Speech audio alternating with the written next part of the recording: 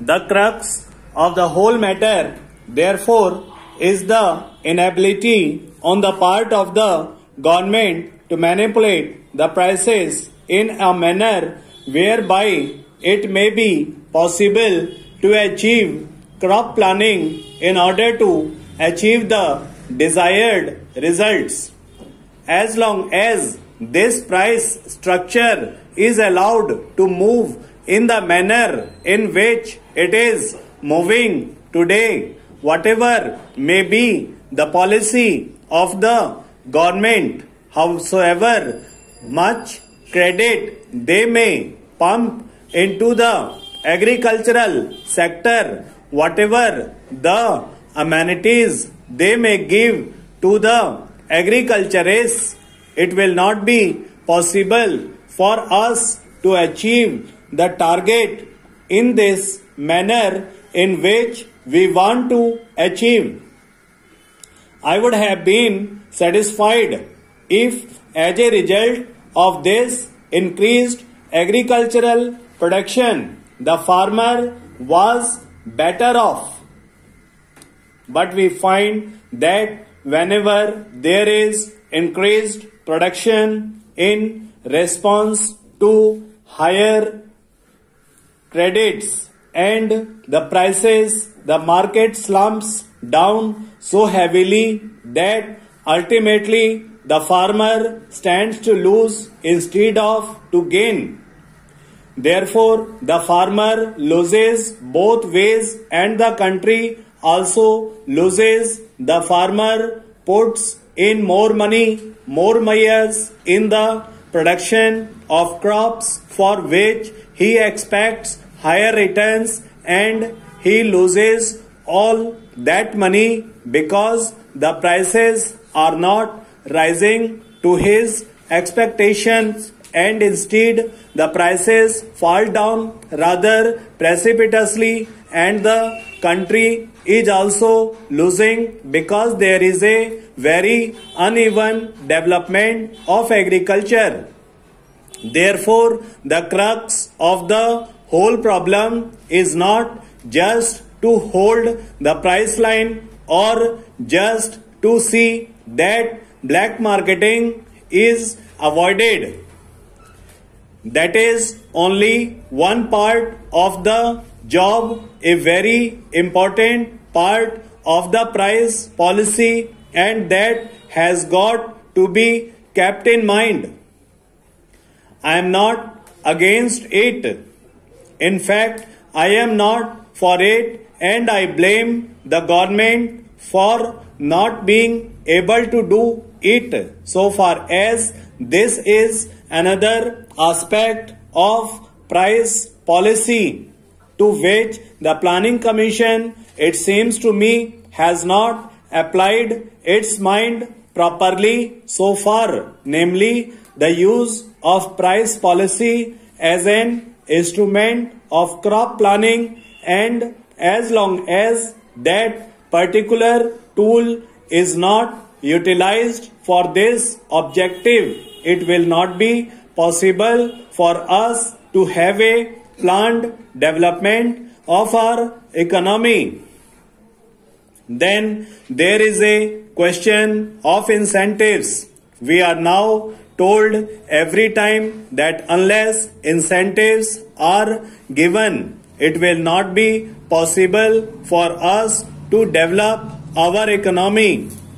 We are hearing daily about the export promotion of the objective of development of a socialist economy in our country, and not just from the point of view of earning more and more foreign balances. I am not in any way belittling the problem of foreign balances, but ultimately the problem of foreign balance has significantly the meaning only in terms of the objectives that the 10th plan has set before it. Therefore, when we are talking of incentive in order to earn more foreign balances, we have also to think of incentive terms of achieving the objectives that we have got in mind. I was therefore disappointed to read the speech of the planning minister. As he said, as the planning minister, the Indian Labour Conference, in which he seems to have indicated a new approach to the problem of wages. His approach has passed through 3 stages. In the first stage, just after the general election, the planning minister came out with a statement that he was throughout dissatisfied with the way in which the wage structure has developed and that he meant to do something about it. He categorically stated that the real wages had not increased because of infringencies of the management, and he further stated that he wanted to do something about it. Then there came about a discussion as to what could be done, and all the industrialized themselves and the financial newspapers in this country came out with the theory that wages could be increased only if productivity is increased, and therefore wages should be linked with productivity. That was the second stage, namely increase productivity and wages will be increased. That was the slogan, or that was the principle which was accepted even by the industrialists. But what do we find in the speech of the planning minister, the Indian Labour Conference? Therefore, he says that even if productivity increases, the first charge will be in respect of projects which are meant for further employment or creation of employment opportunities. That means even if productivity increases, it is not that the workers will immediately benefit in terms of higher wages, so that it may be possible for them to improve their standard of living a little bit.